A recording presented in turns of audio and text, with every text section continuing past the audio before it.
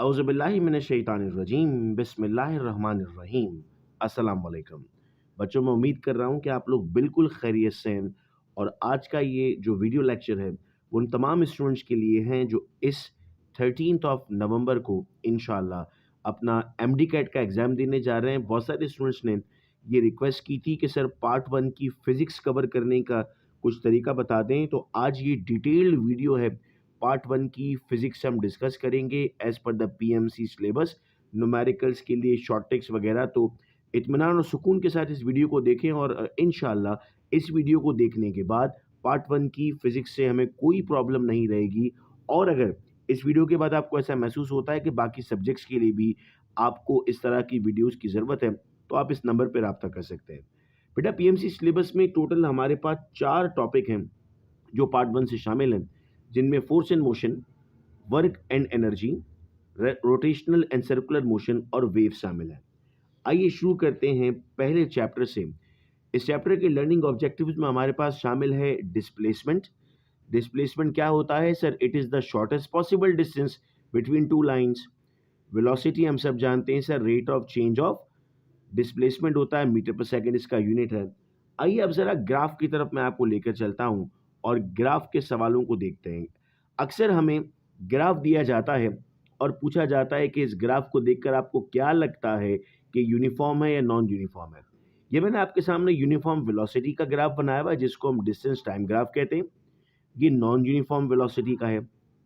फिर इसी तरह वेलोसिटी टाइम ग्राफ है यूनिफॉर्म एक्सेलरेशन के लिए और वेलोसिटी टाइम ग्राफ है नॉन यूनिफॉर्म एक्सेलरेशन के लिए। अब मैं आपको यहाँ पर ट्रिक बताता हूँ। अगर आप ग्राफ में स्ट्रेट लाइन देखते हैं, चाहे वो एक्सेलरेशन का हो, चाहे वेलोसिटी का हो, चाहे किसी भी फैक्टर का हो, अगर स्ट्रेट लाइन है तो वो क्या कहलाएगा? यूनिफॉर्म, या उसमें कोई चेंज नहीं है। और अगर कर्व है तो वो क्या है सर? वो नॉन यूनिफॉर्म है। बस इतनी बात याद रखनी है, आप इन तमाम बातों से दूर निकल जाएंगे। अच्छा सर, इसके बाद हमारे पास आते हैं सर न्यूटन के लॉज और इक्वेशंस। अब हम कहते हैं सर इक्वेशंस आती हैं और बगैर कैलकुलेटर के सॉल्व करना होता है, तो मैं यहाँ पर उसकी ट्रिक्स आपको बताता हूँ। ज़्यादातर जो हमें न्यूमेरिकल पूछे जाते हैं इस टॉपिक से, उसमें वो हमें बॉडी एट रेस्ट की हिंट देता है। जब बॉडी एट रेस्ट आती है बेटा, तो आपके फॉर्मूला श्रिंक हो जाते हैं। पहला फॉर्मूला होता है V F is equal to V I plus A T, जो कि बन जाता है V F is equal to A T, V I गायब हो गया। 2as is equal to V F square minus V I square, गायब हो गया। S is equal to 1/2 AT square. आप कहेंगे सर ये तो वी आई टी भी था ना, अगर वी आई ज़ीरो है तो टी जितना भी होगा ज़ीरो से मल्टीप्लाई होके ज़ीरो बन जाता है। और अगर वो कहता है if the body is free falling, अब आप जी को 10 कंसिडर करते हैं, वैसे तो 9.8 होता है, लेकिन आप जी 10 मान लेंगे यहाँ पर, तो बन जाएगा V F is equal to 10t। A T की जगह 10t हो गया। 2a मतलब 2 मल्टीप्लाई बाय 10 20s हो गया। और 1/2 AT स्क्वायर था, अगर ये 10 है तो ये 5 बन जाएगा। तो आपका न्यूमेरिकल बड़ा श्रिंक हो जाएगा और आप बगैर कैलकुलेटर के फौरी तौर पर उसको सॉल्व कर सकेंगे। फिर आते हैं sir Newton laws of motion में क्या बात याद रखनी है, तो हम कहेंगे sir Newton first law of motion का पूछा जाता है, इसका दूसरा नाम, so this is inertia. Newton second law quantitative definition of force. Newton third law, देखो स्टेटमेंट नहीं पूछने वाला आपसे इम्तहान में वो कि बताइए फर्स्ट लॉ क्या होता है, सेकंड लॉ क्या होता है, आप लोग बेसिक क्लासेस से पढ़ते आ रहे हो। ये वो इंपॉर्टेंट चीज़ें हैं जिनका जिक्र बेटा किया जाता है। लीनियर मोमेंटम में फॉर यूनिट पूछता है, मुझे याद है 2020 के पेपर में यूनिट पूछा, 2 यूनिट है भाई, 1 किलोग्राम मीटर पर सेकंड है और 1 न्यूटन डॉट सेकंड है। दोनों यूनिट दे सकता है और फिर तीसरा ऑप्शन ऑल ऑफ देम देगा। Law of conservative momentum, sir ये फॉर्मूला बड़ा सिंपल है, नहीं पूछा जाता, लेकिन इसके केसेस पर सवाल किए जाते हैं। तो आइए मैं आपको इसके केसेस ज़रा समझाता चलूँ मोमेंटम के। तो सर मोमेंटम के केसेस में 4 केस हैं जिनसे सवाल पूछा जाएगा। दोनों बॉडीज अगर इक्वल मास की हैं, तो जब दोनों आपस में टकराएंगी तो दोनों की वेलोसिटीज चेंज हो जाएंगी। बॉडी ए की वेलोसिटी चली जाएगी बॉडी बी के पास और बॉडी बी की वेलोसिटी आ जाएगी बॉडी ए के पास।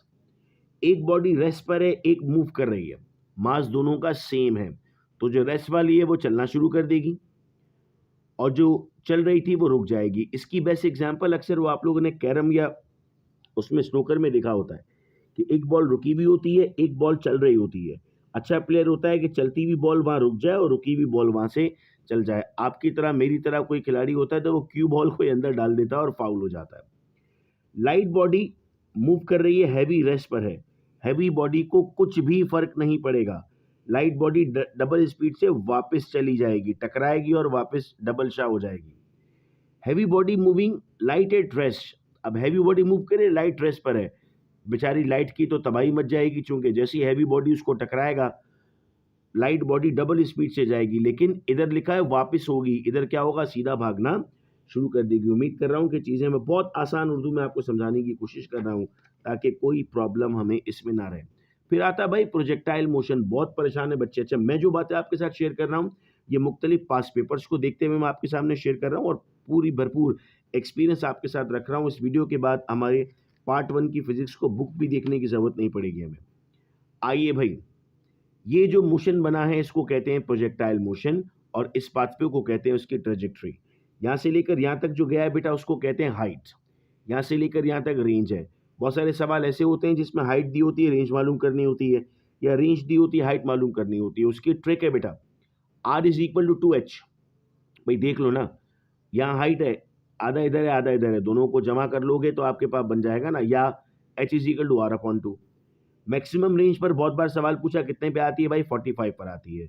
एक साल में पूछा इनमें से कौन से एंगल पर जाकर सेम रेंज आएगी, तो याद रखना कॉम्प्लीमेंट्री एंगल पर आकर हमेशा सेम रेंज आती है। अब सर कॉम्प्लीमेंट्री एंगल क्या होता है, जिसका सब 90 आएगा भाई उसको कॉम्प्लीमेंट्री एंगल कहते हैं। 60 + 30 है ना कॉम्प्लीमेंट्री एंगल, 50 + 40 है ना कॉम्प्लीमेंट्री एंगल। लेकिन अगर मैं कहूँ 40 + 70 तो क्या ये कॉम्प्लीमेंट्री एंगल है? नो सर, ये कॉम्प्लीमेंट्री एंगल तो नहीं है, तो हम कहेंगे इसको काउंट नहीं करना है। मैक्सिमम हाइट आपकी है का फॉर्मूला है 1/2g V0² sin square theta. Range आपके पास फॉर्मूला है V0² g sin 2 थीटा। ये याद करने वाले फॉर्मूला है। देखो जब भी x एक्सिस आएगा ना किसी भी फॉर्मूला के साथ cos थीटा लगता है, y एक्सिस आएगा किसी भी फॉर्मूला के साथ sin थीटा लगता है। इस बात को जरूर याद रखिएगा। अच्छा जी सर, ये चैप्टर का मामला भी हल हुआ आपका। अब आते हैं नेक्स्ट पर। तो नेक्स्ट है आपके पास work energy and power. Work का फॉर्मूला क्या है, F.D। आइए ज़रा इससे रिलेटेड चीज़ें सीखते हैं। सर ये चार्ट ज़रा याद कर लीजिएगा साइन और कॉस थीटा का, चूंकि इसका बड़ा रोल अब आने वाला है। देखो साइन 0 0 होता है, साइन 90 1 होता है। अब कॉस 0 1 होता है, कॉस 90 0 होता है। ये वैल्यू हमेशा इंक्रीजिंग है, ये वैल्यू डिक्रीजिंग है। 0 से शुरू करके 1 की तरफ जा रहे हो, 1 से शुरू करके 0 की तरफ आ रहे हो। अब पेपर में सवाल आता है जी वर्क डन मैक्सिमम कब होगा, तो हम कहते हैं सर वर्क डन मैक्सिमम होगा जब cos 0 होगा, चूंकि cos 0 पे वैल्यू क्या आएगी, 1 आएगी। वर्क डन मिनिमम कब होगा, जब cos थीटा कितना होगा, 90 होगा, चूंकि 90 पे वैल्यू क्या है, 0 है। याद रखने वाली बात है बेटा, 1 joule is equal to 1 newton metre, 1055 joule is equal to 1 BTU। BTU का मतलब होता है बेटा, एक वो BTS बड़ा चला हुआ है, आप लोगों ने देखा भी होगा, चाइनीज साहब। तो BTU आपके पास होता है British thermal unit. Electron volt की वैल्यू याद कीजिएगा। मुझे पता नहीं क्यों लग रहा है कि ये सवाल लाजमी पूछा जाएगा, और उस दिन जब आप सॉल्व कर रहे होंगे तो आप उस वक्त जरूर कहेंगे कि वाह अच्छी प्रैक्टिस हो गई थी हमारी। एक ईयर में सवाल पूछा गया था काइनेटिक एनर्जी का फॉर्मूला। आप कहेंगे सर क्या मजाक करते हो, इतना आसान सवाल पूछेगा, साथ में उसने थीटा लगा दिया था। अभी थोड़ी देर पहले मैंने आपको क्या याद कराया था कि जिसमें हमारे पास क्या होंगे सर, जिसमें हमारे पास एक्स एक्सिस की बात होगी वो कॉस थीटा है, जिसमें वाई एक्सिस की बात होगी वो साइन थीटा है। तो काइनेटिक एनर्जी तो मूवमेंट ऑफ द ऑब्जेक्ट है ना, एक्स की तरह मूव करता है ना जमीन पर, और ये तो हाइट पर मूव करता है, मतलब वाई एक्सिस पर। फिर आता है पावर। ये पावर का यूनिट क्या है, तो sir what is the unit of power, what is the unit of power, सवाल में ही जवाब है। पूछ रहे हैं कि पावर का यूनिट क्या है, तो वाट उसका यूनिट है। 1 किलोवाट आवर बराबर होता है 3.6 एक्सपोनेंट 6 जूल के, ये पूछा जाता है पेपर में।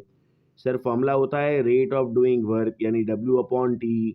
वर्क डन बराबर है F.D के, अच्छा D/T बराबर होता है वेलोसिटी के, तो P का एक फॉर्मूला ये भी बन जाता है P is equal to F.V। अच्छा जी, अब आगे बढ़ते हैं और तीसरे चैप्टर की तरफ चलते हैं।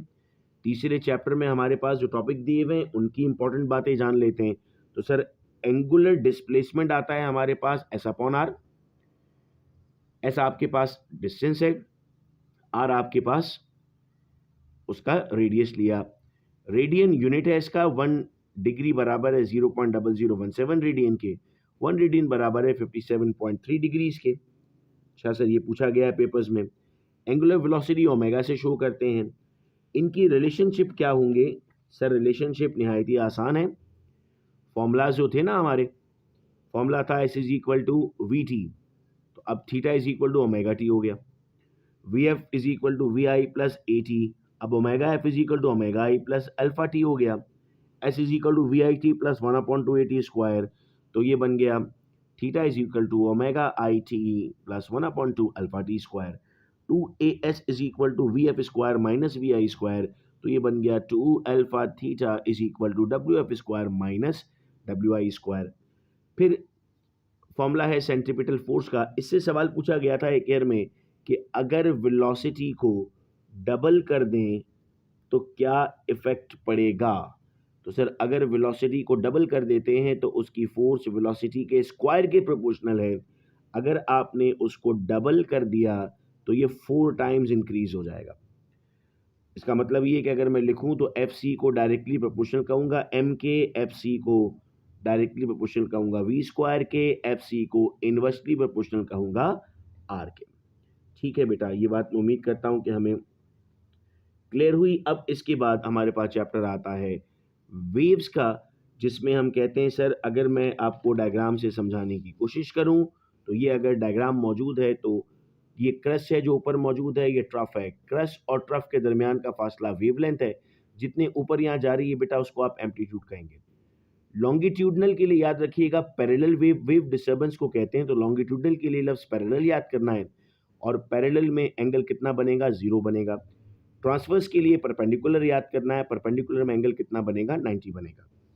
इस ट्रिक से क्वेश्चन सॉल्व करने होते हैं कि आपको अगर वो वेव बताता है, एक वेव बनी है तो लैम्डा बाय 2, 2 वेव बनी है तो 2 मल्टीप्लाई बाय लैम्डा बाय 2, 3 बने तो 3 मल्टीप्लाई बाय लैम्डा बाय 2, और अगर n वेव्स बन जाएं तो n multiply by lambda by 2। इससे कभी कभार डायरेक्टली आप फॉर्मूला से न्यूमेरिकल सॉल्व कर लेते हो। एक ईयर में इतना बड़ा सवाल दिया गया, नाइट्रोजन गैस है, इतना टेम्परेचर है, बताइए speed of sound in air क्या होगा। बच्चों ने लैप्लास कलेक्शन का फॉर्मूला इधर उधर सॉल्व किया, आंसर नहीं आ रहा, सर अंडर रूट नहीं आ रहे।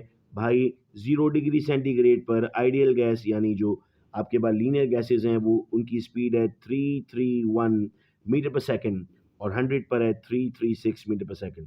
तो क्यों ना भाई याद कर लिया जाए इसको, कितनी आसानी हो जाएगी।